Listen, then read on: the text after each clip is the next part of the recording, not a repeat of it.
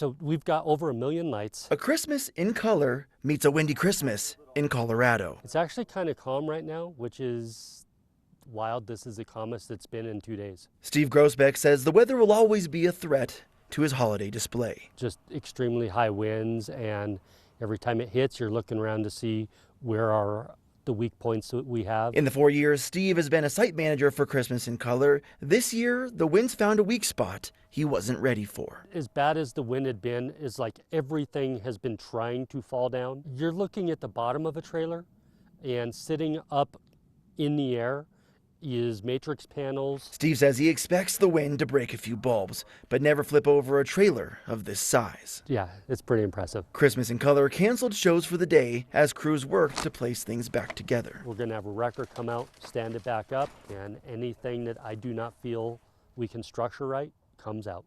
Steve says a Christmas in Color must go on. It's one of those things you just don't think, no, it won't, but it did. No matter how hard the wind blows. Outside of what the wind has done, it's an amazing sight.